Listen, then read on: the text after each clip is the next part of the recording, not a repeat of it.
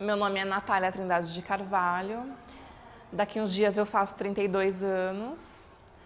Eu nasci aqui em São Paulo mesmo.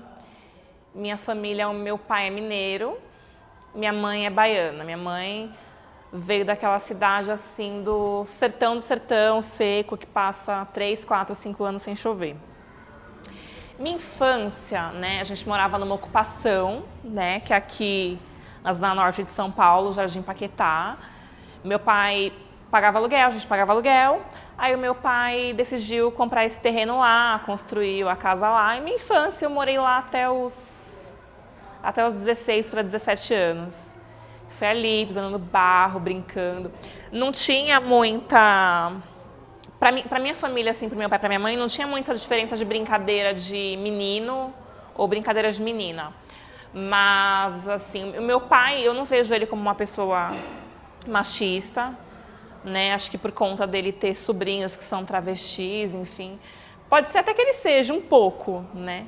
Mas ele nunca demonstrou, sempre tinha aquela intenção de tratar todo mundo como igual. Minha mãe também.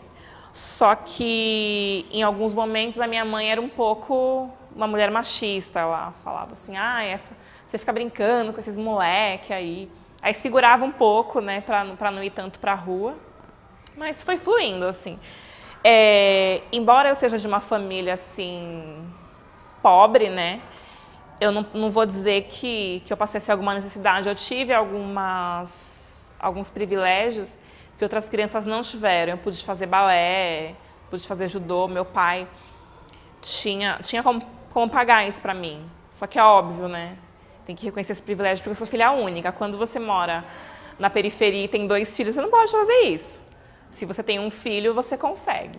Era só meu pai que trabalhava na maneira do tempo. A minha mãe fazia faxina em alguns lugares. Trabalhava em algumas casas, mas a boa parte do tempo mesmo ela ficou em casa comigo. Então é um privilégio mesmo que muitas crianças da periferia não têm hoje em dia. Muitas crianças hoje vão para a escola, vão para a rua e os pais têm que trabalhar. Então, assim, minha infância eu não tenho muito que falar assim dos meus pais, da minha família, assim, nunca passei nenhum tipo de privação. Mas na escola, nossa, na escola foi... Na escola sempre... Eu acho que para toda criança negra, né, você sofre preconceito. Eu sofria preconceito porque eu era alta, lá já era bem alta, assim, para minha idade. Sofria preconceito porque eu era negra, porque o meu cabelo era considerado ruim, porque eu era dentuça, né, que eu tinha um dente bem na frente.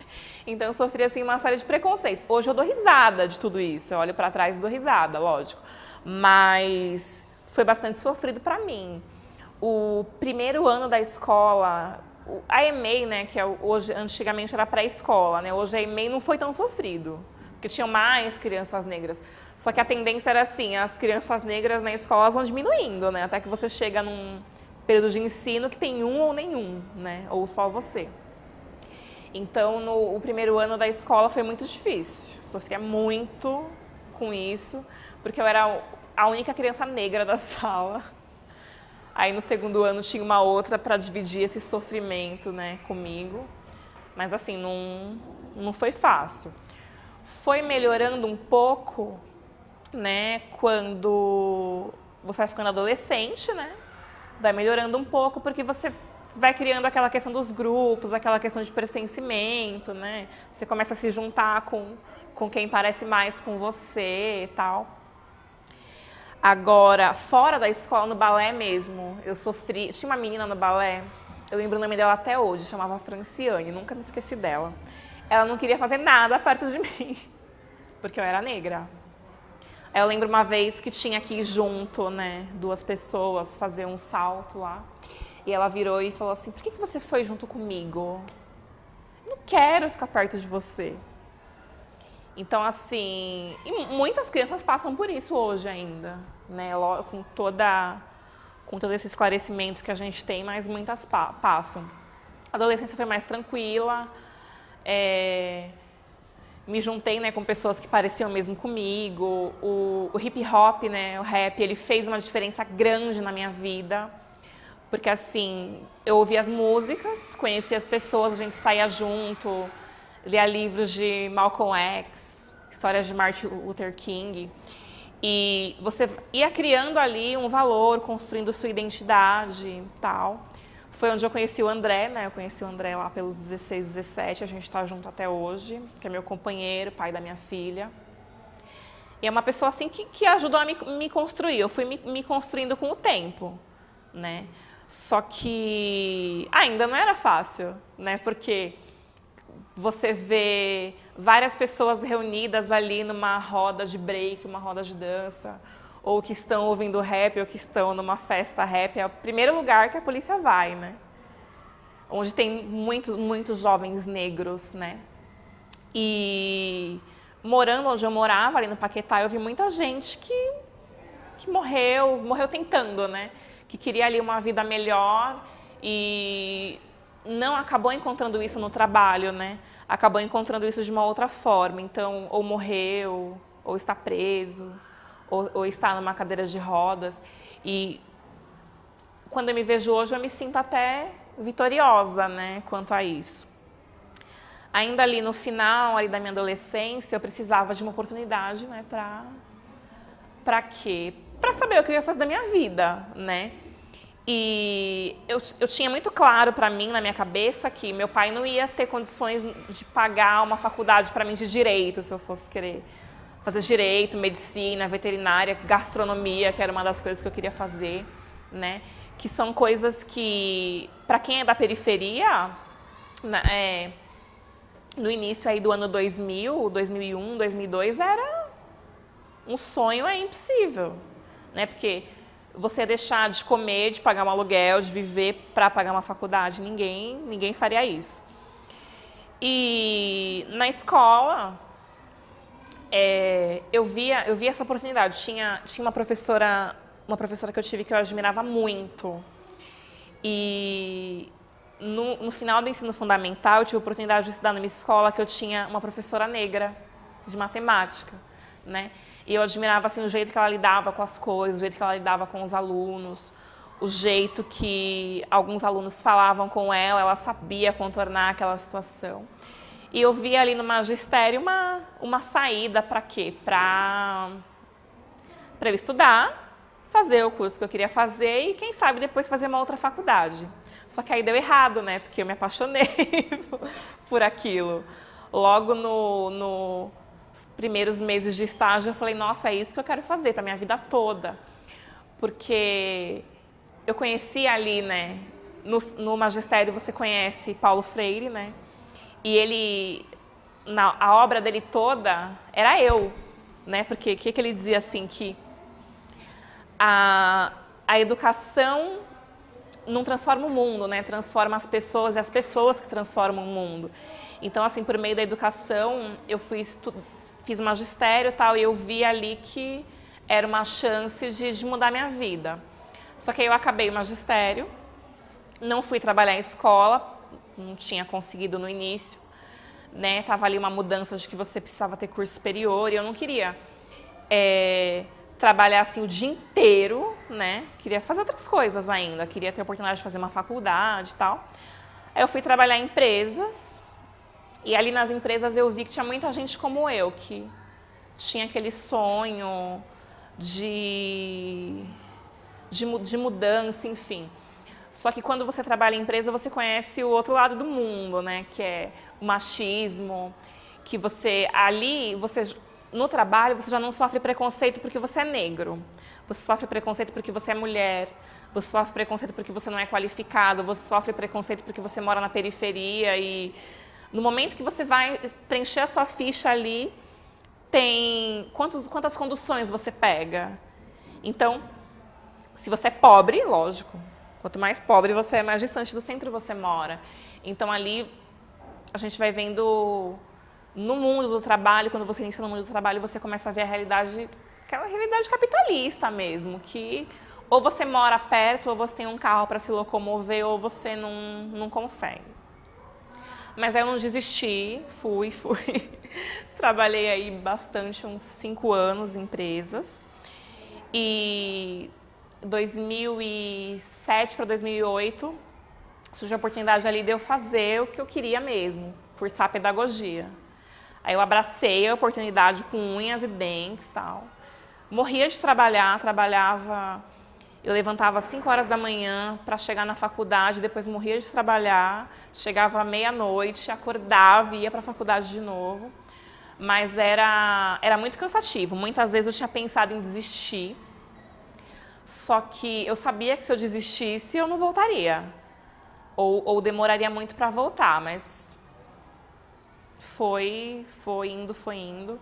Quando chegou no último semestre, né, eu já estava numa situação mais confortável, já tinha conseguido um estágio e teve uma moça que queria desistir do curso, porque ela já não tinha mais dinheiro para pagar. Então era o último semestre que ela estava e a gente ali, acho que foi um ato assim que me mostrou que a educação muda o mundo mesmo, né? Porque a gente se reuniu ali e falou, não, você vai continuar, a gente vai juntar e pagar para você. E ela terminou. E é uma pessoa assim que eu tenho muita amizade hoje e que todo ano ela fala assim, eu sou muito grata, né? Eu tenho essa gratidão por tudo que vocês fizeram. Eu fiz uma faculdade assim popular, né? Tinham muitas alunas negras ali, né? E a gente foi assim aos poucos se construindo. Lógico que não foi assim uma jornada assim tão fácil, tão tranquila, né? Aí quando você acaba a faculdade começa outra luta, que é você trabalhar, passar no concurso. E hoje, né, a gente tem a importância das cotas, que é muito importante as cotas. E na época que eu fiz o concurso não tinha. Então, quando você vem de uma família pobre, que as pessoas falam assim, não precisa de cotas porque as pessoas cota só porque a pessoa é negra, todo mundo é igual. Não é isso. Falam em cotas sociais, só que elas não pensam que quem é negro, quem é afrodescendente, a maioria das vezes você vai ser pobre. E a maioria das pessoas pobres são afrodescendentes, né? Mas a pessoa é branca, tem a pele clara, mas ela também é afrodescendente, né? Então a cota ela foi muito importante nesse sentido, né? De acessar as coisas. Só que eu esperei 4 anos o concurso. Então, eu não estou falando assim, eu tenho que ter o privilégio porque eu sou negra. Só que eu tive uma educação muito diferente de outras pessoas que têm acesso à cultura, acesso a outras coisas que eu não tive na minha infância, na minha adolescência, né? Então, essa é a diferença que as pessoas não entendem. A diferença não é... Você não teve acesso à mesma escola, à mesma educação. É diferente você colocar uma pessoa que estudou no Vera Cruz e uma pessoa que estudou numa escola da periferia da Brasilândia, que 10 anos atrás, 15 anos atrás, era o bairro mais violento da cidade. Então, essas coisas, assim, pesam muito, né, de onde você veio, né? E... Até para você continuar seus estudos depois, né? Eu tenho muita vontade de fazer um mestrado. Só que todo ano abre vários cursos de mestrado em vários lugares, eu pego o pré-projeto para fazer. E assim, eu não sei, não é que eu não sei como fazer, eu até penso como fazer. Você vai, faz, escreve, chega lá, o cara não te aceita. E às vezes não é porque você... Lógico, sei das minhas capacidades, talvez não tenha feito um projeto tão perfeito assim. Só que o cara fala assim, você quer pesquisar machismo e mulher na periferia? Isso aí todo mundo já fala na TV. E são coisas que... São coisas que são importantes, né? Você faz essa desconstrução social, espaço da mulher. Mulher não tem espaço ainda. Se for mulher e negra, pior ainda, porque você sofre preconceito por você ser mulher e negra. As questões do feminismo também, você é mulher. Mas o feminismo serve para quê? Enquanto as mulheres negras estavam lá lutando para ter o direito de existir, enquanto as mulheres brancas estavam lutando para votar. Então, olha a diferença gritante aí. E essas coisas, assim, me incomodam muito, né? E você fica nessa luta constante para mudar, para tentar conquistar o seu espaço mesmo, né? Enquanto pessoa, enquanto indivíduo. No trabalho também não é muito diferente, porque se tem uma discussão, né, de um texto sobre matemática negra, todo mundo da escola, assim, uma escola que tem uma maioria branca, todo mundo foge disso. Né? Para que eu vou discutir isso? Para que eu vou discutir questões étnico-raciais e tal? Ou então fica o fim em si mesmo, lê o texto e não discute. Né? Você fica lá com aquela cara de... E aí, como que vai ser? Hoje, né, que eu me formei, que eu estudei, não é que eu sofro menos preconceito, né? Eu acho que eu sei sair ali da situação, ou dar uma resposta diferente, ou evitar muitas vezes, né? Às vezes eu evito, assim, a lugares... Parece bobagem, né? Mas você evita ir a lugares que tem, assim, um público mais da elite, porque você sabe que ali você vai sofrer alguma situação de preconceito, né? E é meio confuso isso ainda.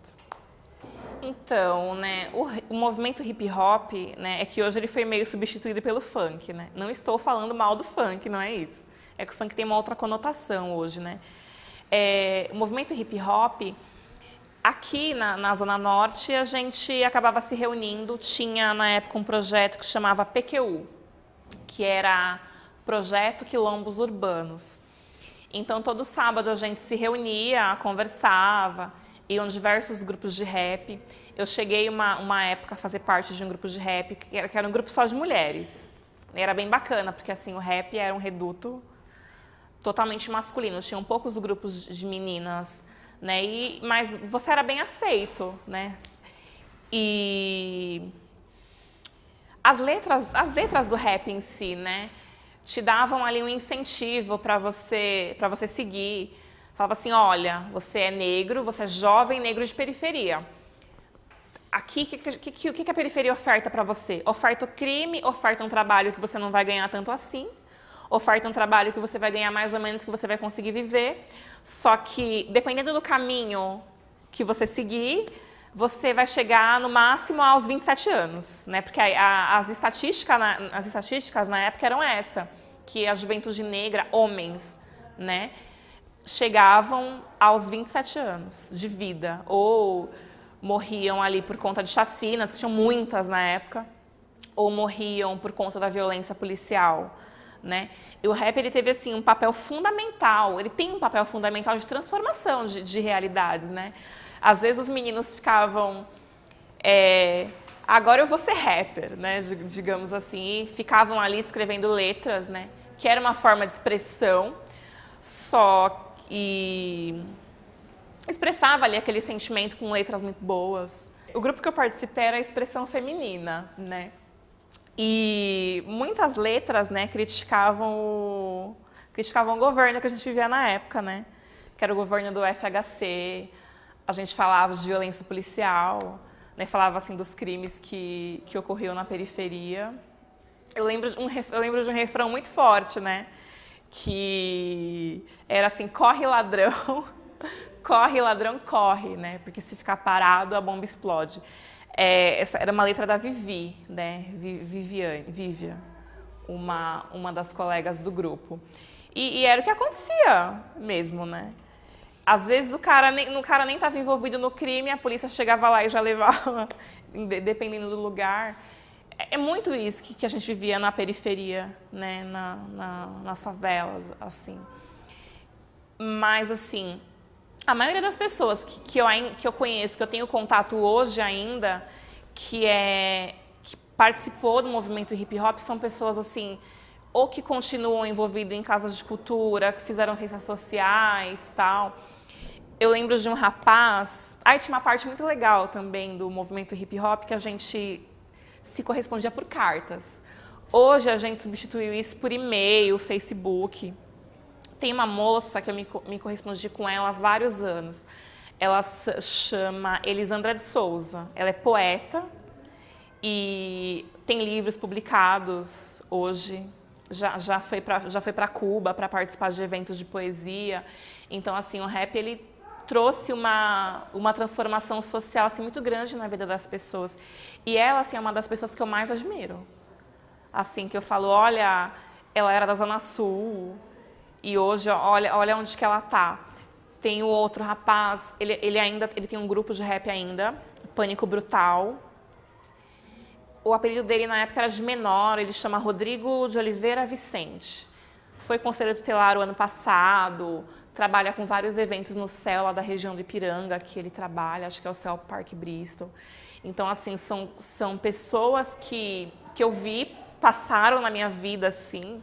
Talvez não tenha tanto contato hoje, mas são pessoas que hoje eu olho e falo assim, nossa, olha que bacana. Olha onde que essa pessoa chegou por meio do movimento hip hop.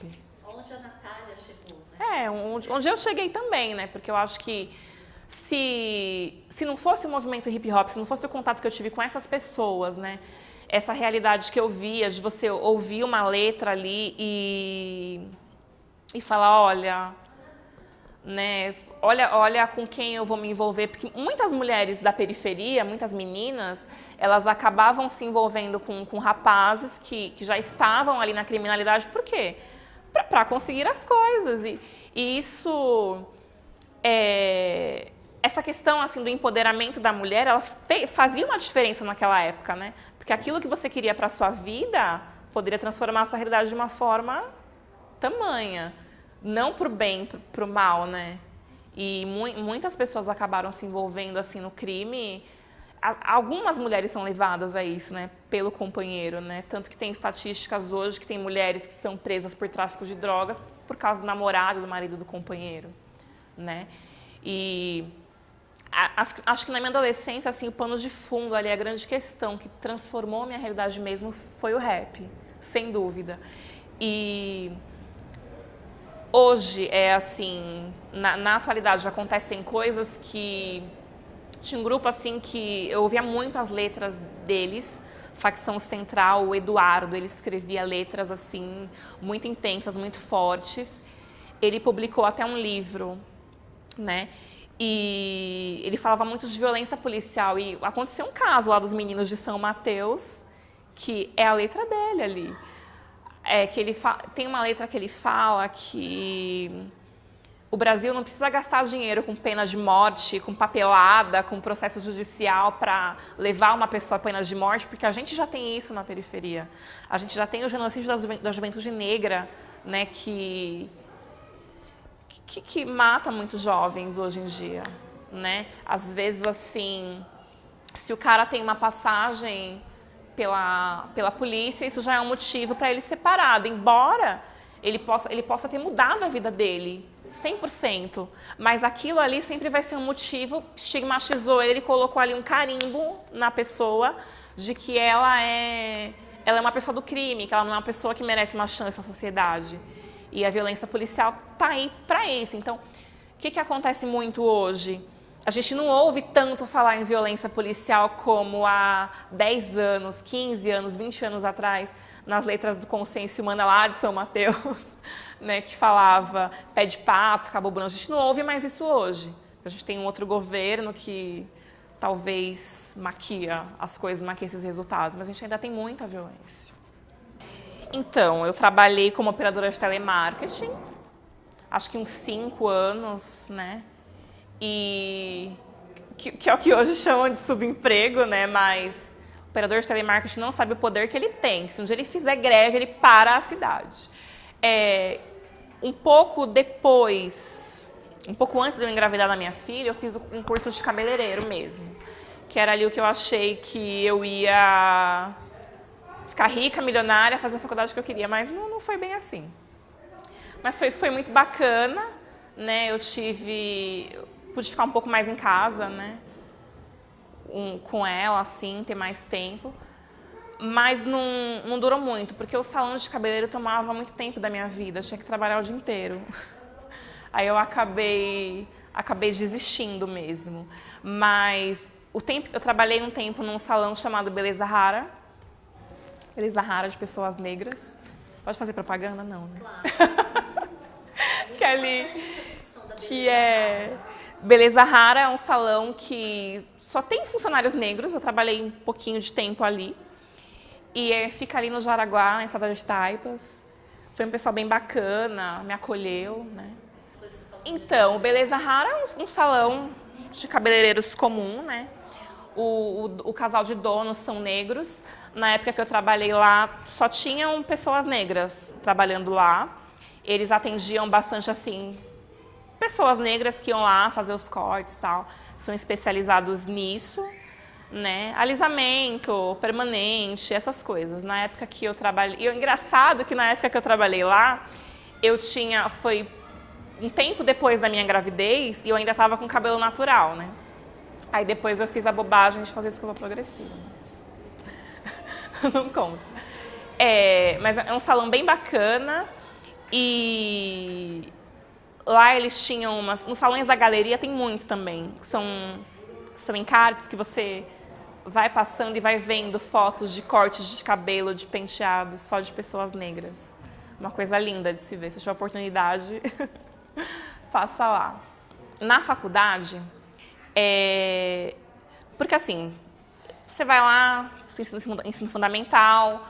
A última escola que eu estudei do fundamental foi uma escola perto do trabalho da minha mãe, que era na Pompeia, né, um bairro já de elite. Então, naquela escola só tinha ali quem? Os filhos da elite que deram problemas na escola e foram para a escola pública. Não tinha muita gente negra mesmo, acho que devia ter 1, 2, na minha sala tinha só eu. Aí, no magistério, já tinham 2, 3 pessoas negras na sala. Agora, esse tempo todo depois, quando eu fui fazer a faculdade, tinham mais pessoas negras, né? Porque ela era uma faculdade popular. E as primeiras matérias do curso, que eram ali filosofia, sociologia, e a faculdade de Sumaré, ela tem essa prática popular. Eu cheguei a fazer estágio na própria Sumaré também. E ela é uma faculdade que ela tem uma história bonita, porque o dono da faculdade, o seu Antônio, ele tem só a 4ª série de uma escola de fazenda. Então, ele valorizava muito as pessoas, né, que não tinham tanta condição de pagar um curso tão caro, né, na época. E os professores ali de sociologia, filosofia, acho que o primeiro semestre era para falar, olha, abre sua cabeça, né, olha quem você é. Você também pode chegar, você também pode ir adiante. E tinham muitas discussões nesse sentido. Tinha um professor, o Donizete Soares, ótimo ele. E ele pegava muito no pé da gente, ele falava assim, por que vocês alisam esse cabelo? O cabelo de vocês é tão lindo, a beleza de vocês é tão linda, por que vocês alisam o cabelo? Isso não era senso comum que ele dizia, era como se... Era o que a sociedade impunha pra gente ali, né? E ainda ali naquela época, 2008, que foi quando eu iniciei, estava rolando, assim, no Brasil, uma questão de empoderamento, de você usar o seu cabelo natural, mas não era tão evidente quanto nos últimos 2 anos, né? Que a gente chegou e falou assim, chegamos e vocês vão ter que engolir. Mas a formação ali, ela foi muito bacana, porque a gente se ajudava, né, naquela turma. Tinham pessoas mais velhas, tinham pessoas de 50 anos fazendo faculdade, pessoas de 40 anos, meninas bem jovens. Então, assim, era uma troca. E a gente acabava, principalmente entre as mulheres mais velhas, que já eram mães, que tinham que trabalhar o dia todo, ir para a faculdade trabalhar o dia todo. Tinha gente que trabalhava a noite inteira, ia para a faculdade, depois ia dormir. Então, assim, esse apoio que você tem, né, esses apoios que você tem um do outro, isso é muito importante, né, na formação. Você vai se construindo, não que você crie ali dentro da sala de aula uma sociedade à parte, né, mas que é o que a gente chama no feminismo de sororidade, né? Você se colocar no lugar do outro, você ajudar o outro, né? Você ajudar aquela mulher que está ali junto com você, né? Então, são coisas assim que me marcaram muito. Tinha uma moça na época que ela não tinha dinheiro para comprar pão para os filhos dela na casa dela. Ela saía... olha só a que nível que você chega quando você quer alguma coisa. Ela saía da Zona Sul para Pinheiros. Então, ela tinha que escolher entre pagar a condução para ela ir para a faculdade e deixar pão para os filhos delas comerem. Então, assim, tinha uma moça, olha, eu tenho esse dinheiro aqui, leva, compra pão para os seus filhos amanhã. Ah, eu tenho uma mistura, tal, que eu não usei porque eu saí, leva para sua casa. Então, assim, essas coisas que eu acho que você não veria numa faculdade pública, né? Que todo mundo tem dinheiro, tem grana para ir, né? Agora, imagine uma pessoa que não tem nada, que não tem dinheiro para tirar uma Xerox, ir para uma faculdade pública, sem bolsa, ela não vai concluir. Ela vai parar, porque se pagando 250, vai, na época, num curso, com bolsa, você já não conseguia, você tinha que pensar muitas vezes em parar. Imagina numa pública que você não paga, mas que você tem outros custos, né? Eu conheci o André lá com 16, 17, não lembro bem. A gente foi namorando. A gente namora até hoje. Assim, a gente foi ficando, né? Porque ele nunca pediu pra namorar comigo e nem pra casar. Então, tá rolando aí essa situação. Aí eu tive a Isha com 20 anos. E a gente... é tanta coisa. A gente tá junto, né? Hoje a gente tem condições de pagar uma escola particular para ela, que é Nossa, é um avanço isso, que são coisas que a gente não teve, né? Nem eu de Pirituba, ali nas favelas de Paquetá que eu morava, e nem o André, que cresceu em Franco da Rocha. A gente não teve escola particular, a gente não teve... Não que assim, você nunca passou necessidade, mas tinha coisas que você passava o ano inteiro com o mesmo tempo. Hoje a gente dá coisas para nossa filha que a gente não tinha antes. E quando a gente ficou junto, quando ela nasceu, a gente pensou muito nisso, né, em trabalhar para dar um futuro para ela. Optei também por ter só a Isha, né? Lógico, talvez por eu ser filha única também, né? De ter visto, eu vi minha vida, né, ao longo do tempo, de me desenvolver enquanto a pessoa que eu sou hoje, pelo privilégio de ser filha única, né, que os meus pais tinham só eu, né. Se tivesse mais um filho, acho que, ou 2, não sei, ou 4, como muitas mulheres na periferia têm, teria sido muito diferente minha realidade hoje. A escola que a minha filha estuda, ela estudou na escola pública até o 5º ano, né, que era uma escola que chama Parque Nações Unidas, uma escola pequena, tinha poucas salas, então eu optei por deixar lá, conheci a equipe, acabei deixando. Só que aí do 6º ano em diante começa a complicar, né? E querendo ou não, por mais pobre que você seja, você pensa que seu filho vai fazer um vestibular lá na frente e vai passar na USP, não adianta pensar em outros temas que acaba sendo isso. Só que quando eu fui colocá-la na escola, eu visitei várias escolas da região. E a minha filha, assim, ela tem a pele bem clara, né? Quando eu tô com ela, nossa, eu passei várias já com ela de perguntarem o que eu era dela, né? E quando eu fui procurar as escolas particulares, eu procurava observar se tinham pessoas negras, crianças negras nas escolas. Aí eu me deparei com esse colégio que eu matriculei ela, que eu descobri que tinha um professor negro de matemática, professor, assim, super bacana. E quando a escola é uma escola particular, essa escola tem um professor negro, eu acho que essa escola não precisa falar mais nada, porque ela já demonstra ali que tipo de escola que ela é. Porque a maioria das escolas particulares não tem. Quando eu me formei no magistério, ou me formei enquanto pedagoga, quantas escolas particulares eu bati na porta, eu tinha ali um curso superior e tinha gente que ainda estava estudando e essa pessoa ficou com a vaga. Então, por que seria isso? Então, assim, a escola mostrou para mim ali quem ela é, que tipo de escola ela era. E eles trabalham muito com essas temáticas, né? É uma escola que não é obrigatório no 6º ano ter sociologia, filosofia. Eles colocaram isso na grade deles, eles discutem, né? E eu converso muito com a minha filha sobre isso. Ela é uma criança, assim, que às vezes ela me surpreende, né? Com o empoderamento que ela tem, né? Ela usa uma frase, às vezes minha mãe, né? Acho que tem aquele choque de gerações, falar para ela, ai, mas você não pode usar essa roupa. Ai, você não pode fazer isso. Ela fala assim, eu não sou obrigada a nada. Minha mãe falou que eu não sou obrigada a nada. que se eu quiser fazer isso, eu posso. Então, assim, talvez eu possa me surpreender lá na frente, né, com essa liberdade que eu dou para ela, né, mas eu procuro pontuar ali muitas coisas para ela. E a escola, ela tem tirado boas notas, né, lógico, né, lógico que a nota não demonstra ali o que o aluno é, mas ela teve uma mudança, né, de coisas novas que ela aprendeu, de coisas que ela conhece hoje. Não estou querendo dizer assim que na escola pública talvez ela não conheceria.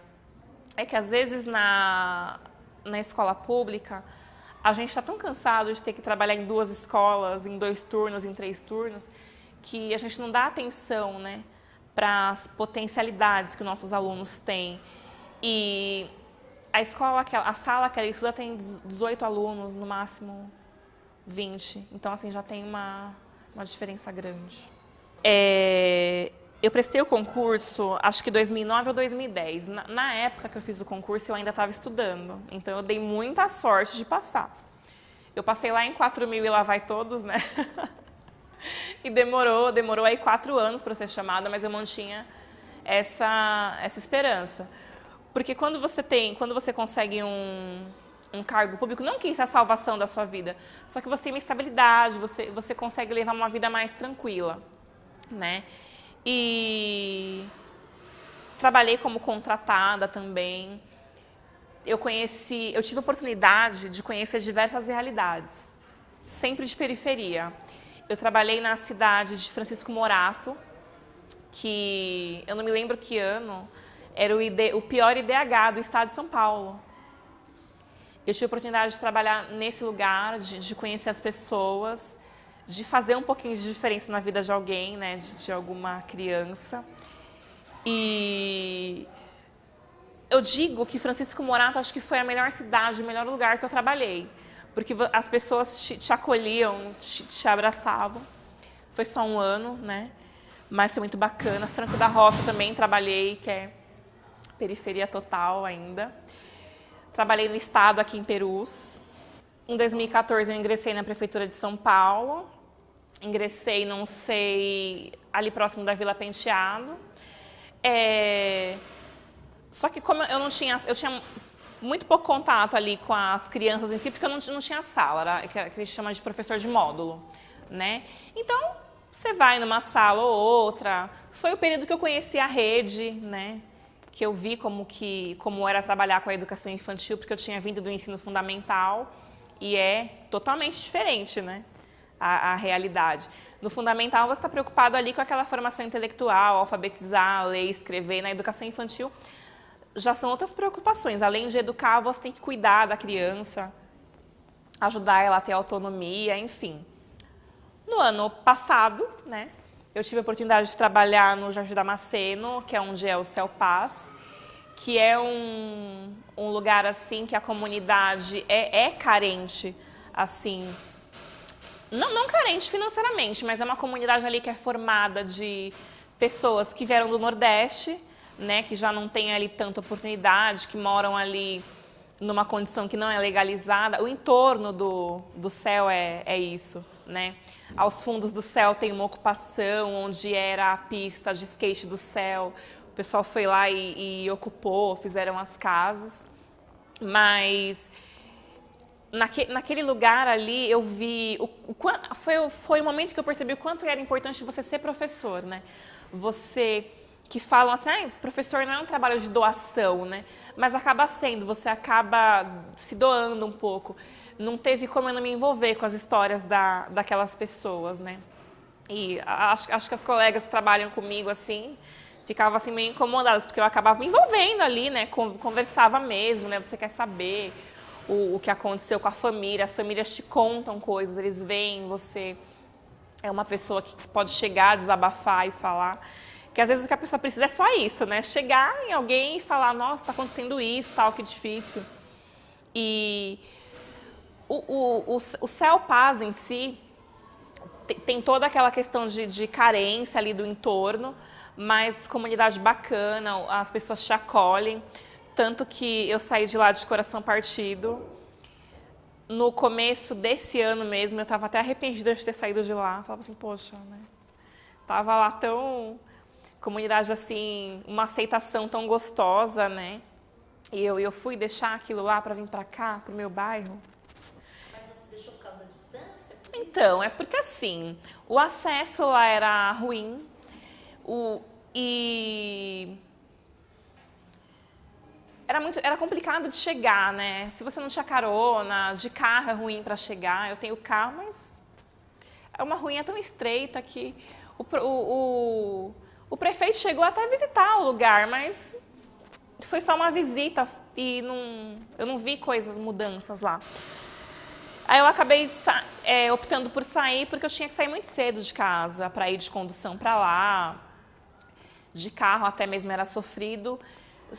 Esse foi o único fator que fez com que eu saísse dali, do PAS.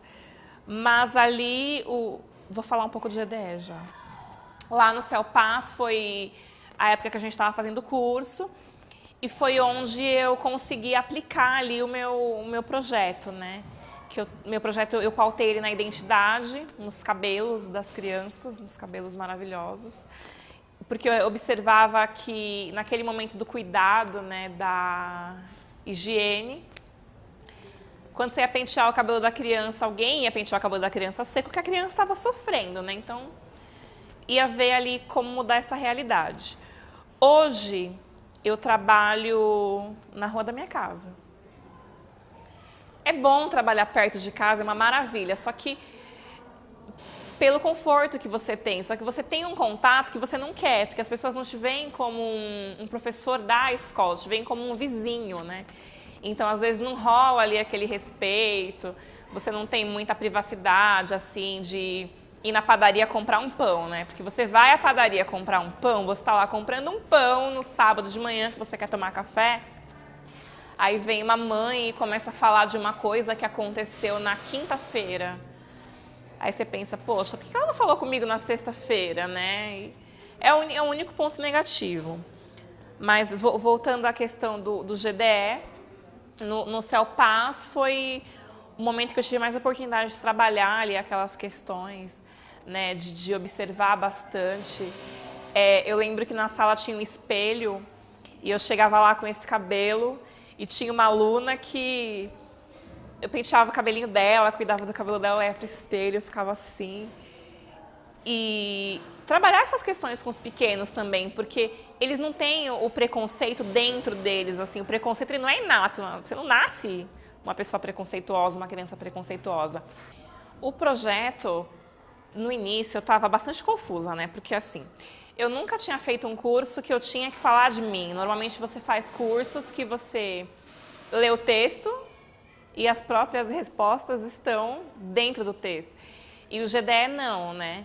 Você tinha ali que criar um projeto que tinha que demonstrar um pouco daquilo que você quis para você, né? E ali com as crianças. Só que o SEI,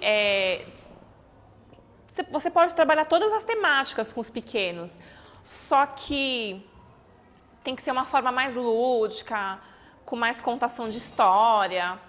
E tem diversos livros, né? O livro que eu usei foi Os Cabelos de Lelê, tem Menina Bonita do Laço de Fita. Então, e as crianças ali, até aquela criança que tinha o cabelo ali cacheado, ela não consegue saber que ela tem um cabelo crespo também, né? Ela olhava para o cabelo da outra porque estava assim armado e ria, né? Mas por quê? Porque algum adulto já riu, né, disso. E tinha que, com eles você tinha que ir trabalhando assim, né, no momento da higiene, na hora para eles irem embora. Lá como eles eram muito carentes, muitas crianças ali moravam na ocupação, a primeira coisa que falta é água, né? Era até um cano que passava lá que eles pegavam água. Então essa questão do banho, né, para eles às vezes era até um pouco precária, né? A criança chegava, você falava assim, não, vou cuidar de você. Então a gente, né, as minhas parceiras e eu, a gente comprou shampoo, né, sabonete, essas coisas assim que para a criança se sentir bem mesmo. e trabalhava ali, tipo, lavava os cabelinhos, mostrava que ali podia desembaraçar, que essa criança podia ficar com o cabelo bonitinho também, né? E quando ela se olhava no espelho, ela via assim, nossa, né? Porque às vezes assim, não é que a família não quer cuidar dessa criança, às vezes ela não tem condições. Entre comprar um shampoo que custa R$10 e comprar 1 litro de leite, né? A gente já sabe que essa família vai preferir. Então foi meio isso. A gente trabalhou ali contando as histórias, fazia uma roda, contava as histórias, mas aquele cuidado, né, de mostrar para ela que o cabelo dela também era bonito, também podia ficar bacana, podia colocar um lacinho, podia colocar para o lado, né? E acho que o mais gratificante disso era ver essa criança se olhar no espelho e ver que o cabelo dela estava arrumado também, independente da textura que esse cabelo teria, né? E para mim, né, culminou nesse projeto porque nos últimos 2 anos antes, né, de chegar nesse lugar, nessa escola, eu passei por essa transição, né, de me aceitar enquanto mulher negra, de que eu tinha um cabelo crespo. E nos últimos 2, 3 anos foi onde eu acabei de consolidar a minha identidade, né? E o GDE, assim, quando eu estava ali escrevendo quem eu era, lógico que a gente não falou só de racismo, a gente falou de todos os temas. Eu estava ali escrevendo quem eu era, que tipo de coisa que eu passei, as coisas que aconteceram comigo na minha vida. E você perceber, você ir colocando ali, aula a aula, passo a passo, quem você é, o que você fez, de onde você veio, para onde você foi, onde você está. No final, você vê aquilo ali tudo pronto e falar assim, nossa, eu sou uma pessoa que tem uma história para contar, independente da minha cor de pele, independente do meu gênero. E ali o GDE te deu subsídios ali. Eu estava ali me consolidando, né? Aquelas discussões foram assim muito importantes, você entrar nos fóruns, vir nas aulas, conversar com as pessoas, né? Acabar de matar aquele preconceito que você tinha, né? Descobrir que um casal que tem um gênero feminino e um masculino é heterossexual, não é homossexual, que foram coisas que nós vimos lá, foi assim, foi incrível. E todos aqueles textos, videoaulas, filmes, livros que você teve acesso, que você vai lendo, ali o que eu fiz? Eu consolidei a minha identidade, então assim, hoje eu sei quem eu sou. Então, eu posso acordar de manhã, eu tenho essa segurança assim, de acordar de manhã, dar uma sacudida no meu cabelo, porque assim, a minha questão ali foi o cabelo mesmo, que eu acho que a única coisa que faltou para mim, eu passei a minha vida toda, a minha adolescência, conheci diversos movimentos, tive acesso a vários livros e eu não mudava o meu cabelo. Por que eu não mudava o meu cabelo? Porque eu ainda não me aceitava como eu realmente deveria ser. Então eu alisava o meu cabelo, porque assim, se você alisa o seu cabelo tá liso, é mais fácil de você ser aceito. Ninguém vai ficar fazendo piada com você. Para mim, deixar de usar o cabelo liso foi uma aceitação. Porque Natália, enquanto pessoa, eu alisava o meu cabelo porque eu queria ser aceita. Eu não queria que as pessoas debochassem, lógico. Só que já era uma mulher, mãe, já lá pelos 28, 29 anos, e eu ainda não tinha consolidado minha identidade.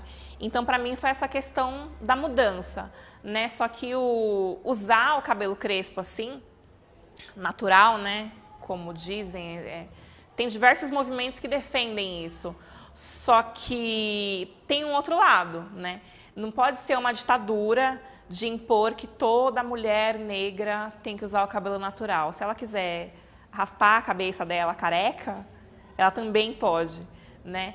E muitas vezes eu já encontrei nessa caminhada aí de blogs que você acessa sobre o assunto, ou de encontros que você vai, que muitas meninas, né? Nossa, mas alisar o cabelo, nada a ver e tal.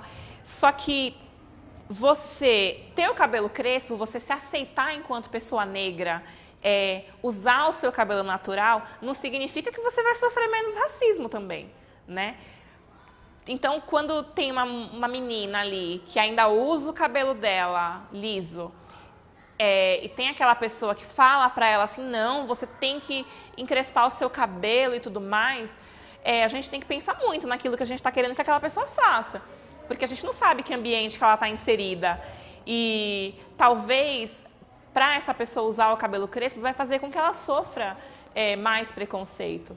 Né? Então, eu uso assim, hoje, né, uso o cabelo dessa forma, porque eu acabei construindo minha identidade, acabei consolidando minha identidade, mas tem que ser da forma como a gente quiser, né? Da forma que a gente se sente bem, assim como não tem nada a ver impor para uma pessoa gorda querer que ela emagreça.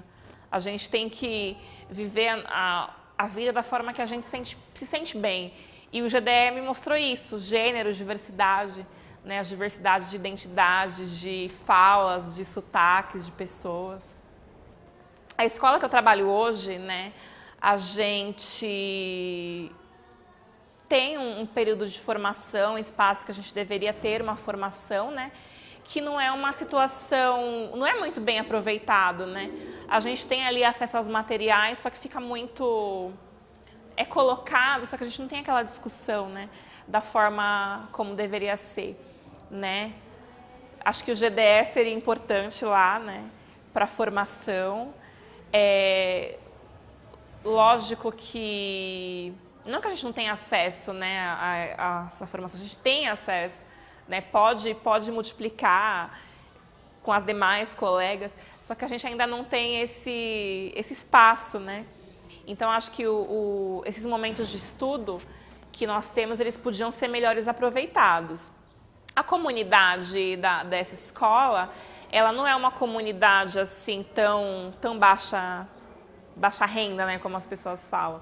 Só que engraçado é que assim, para alguns professores, né, pode trabalhar em qualquer escola, de qualquer lugar, pode trabalhar na escola do Morumbi, que ela vai falar que as pessoas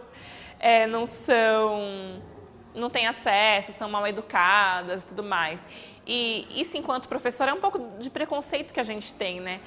Porque, assim, eu sempre pensei muito nisso, tanto nessa escola que eu tô hoje, que é do meu bairro, quanto em outras escolas que eu passei, que a única diferença que eu tenho, minha, para aquelas mulheres, para aquelas mães, é que eu consegui fazer um curso superior, porque eu cresci na mesma realidade que elas. Então, eu tive oportunidades diferentes, né? Talvez, se eu não tivesse tido essas oportunidades, eu seria uma daquelas mães que leva 2, 3, 4 filhos para a escola, um em cada agrupamento, né? E eu tive oportunidades diferentes. Então, enquanto professora, eu penso muito nisso. Em como eu vou falar com essas pessoas, né? Às vezes você acaba batendo boca com algum colega ou outro, porque eles estão falando ali do lugar que eu moro, né? Inaugurou o shopping, né, no bairro. E nunca teve shopping aqui, né? E se não tivesse inaugurado esse, também não ia ter. Só que esse pessoal que pensa em marketing, né, eles sabem que o povo da periferia hoje está consumindo marcas cada vez mais caras, né? Então, acabou-se construindo um shopping lá no bairro. E na inauguração do shopping, eu não fui nessa inauguração, mas eu tive acesso ao vídeo. A administração do shopping colocou o vídeo da inauguração no Facebook. E eu achei tão bonito assim, porque abriu a porta do shopping e eu vi pessoas, as pessoas do bairro, as senhoras indo com as famílias, assim, pessoas que têm a cara do sítio Jaraguá, do Jaraguá. E muitas vezes quando você vai no shopping, você vai andar, né, pra caramba. Você coloca um salto alto, o pessoal indo de Havaiana, então assim, as pessoas ocupando aquele espaço. E aí aconteceu um episódio que parece que teve uma arrastão, tal, assaltaram o lugar, enfim. E uns 2 dias depois, a gente estava lá no PEA, lá, discutindo. E uma das professoras comentou que foi... Aí eu fui no shopping, só que tinha uma gente... Fez um gesto, assim, né? Dizendo que era um lugar de uma gente muito baixa, né? Aí eu falei assim, nossa... É engraçado que o shopping se abria para todo mundo. É para a alta aristocracia do Jaraguá, é para as pessoas pobres, é para todo mundo. E a gente tem que ocupar esse espaço. Porque se a gente não ocupar, vai fechar. Ali, o bairro, assim, a gente tem opções de lazer, a gente tem um parque enorme, que chama Parque Pinheirinho d'Água. E, infelizmente, uma parte do parque é tomada por pessoas que são usuários de droga, né? Que vão para lá para se drogar, enfim. Só que uma parte mais distante, que fica até próxima de uma ocupação também. Só que isso aconteceu porque nós que moramos lá não ocupamos o espaço. Então, às vezes, é muito fácil criticar, né? Ah, esse bairro não tem uma opção de lazer, ah, as pessoas daqui são mal educadas. Só que você está ali, a gente tem diversos equipamentos, diversas escolas ali na região. A gente podia criar projetos para ocupar aquele espaço. Que se não acontecer a ocupação do espaço, vai se degradando cada vez mais e vai chegar um momento que a gente não vai ter uma saída. No início, quando eu fui para o City, eu não tinha sala. Então eu ficava bastante na sala do berçário 1, que é a sala que eu tenho hoje, que depois uma professora teve uma necessidade de troca de horário e eu acabei trocando com ela. Quando eu troquei, eu achei que eu ia sofrer muito, porque a parceira da tarde é evangélica, né? E quebrei a cara. Porque, assim, embora ela tenha uma religião ali que é uma religião fundamentalista, ela tem uma cabeça, assim, aberta para diversas coisas. E a gente deu muito certo junto, a Roselma, né? A gente deu muito certo junto, trabalhando junto. E a gente trabalha muito com essa questão da identidade, né, de se arrumar, de cuidar, tenta dar autonomia para eles. É que com os bebês, né, quanto menor é a criança, dificulta, né, um pouco, não é impossível, mas dificulta você trabalhar essas temáticas, né. Só que esse ano a gente tem pensado muito na questão dos brinquedos, de ofertar diversos tipos de brinquedos sem separar as brincadeiras, né? E a gente vê os menininhos, os bebês, né? Os meninos pegando o bonequinho, colocando aqui, que é muito daquilo que a gente faz com eles, né? Na hora de colocar para a hora do descanso, colocar eles para deitar, dar um beijinho no rosto ou na testinha, cobrir. E eles fazem isso com os brinquedos, né? Eles reproduzem a ação que a gente tem com eles com os brinquedos. E isso é bacana, porque quem sabe, né? Lá na vida adulta, ou até mesmo com o irmãozinho, o menino vai poder ajudar mais um pouco. Porque essa questão de cuidar de criança ainda fica muito com a mulher, né? E tem sido bastante isso. Eu ainda não tive a oportunidade de trabalhar junto com a Sonilda, né? Porque a gente está num horário diverso, com agrupamentos diferentes, né? Aí fica meio complicado. Mas eu vejo ela trabalhando bastante, assim, na sala dela, assim, quando eu estou chegando. Tem uma outra professora, a Thaís, também, que fez o curso. Ela fez o curso online, só que ela não chegou aí na formação por conta de um outro curso. Mas na sala dela ela trabalha bastante também, que ela tem o Mini Grupo 1, que é uma outra temática. Com o Mini Grupo 1 você consegue trabalhar mais, né? E tem mais crianças, eles são mais autônomos, já conseguem verbalizar, falar o que eles estão sentindo. O que eu queria falar também, eu participo de um movimento de mulheres torcedoras corintianas. É o movimento Toda Poderosa Corintiana. E, assim, né, juntou duas coisas que eu gosto muito na minha vida, que é Corinthians e a minha identidade, assim. Eu posso contribuir com elas, com o feminismo negro. É uma questão bastante feminista que a gente tem, só que a gente visa ali o espaço da mulher na arquibancada, né? Porque as torcidas, boa parte das torcidas organizadas, né, são redutos machistas. E a gente tem conhecido aí meninas de outros estados, de outras torcidas, que tem esses movimentos também.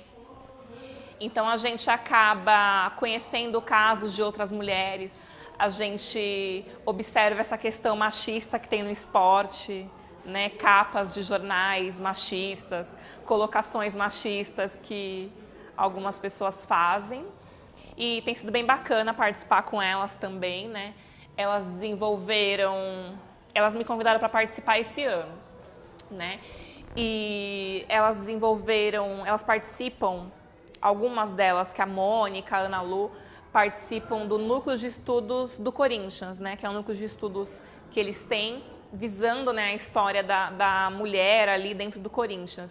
E elas fizeram uma pesquisa, né? Foi assim... E eu fiquei assim super chateada que eu não tinha conhecido isso antes conheci depois do GDE, né? Porque se fosse junto ia ser bem bacana.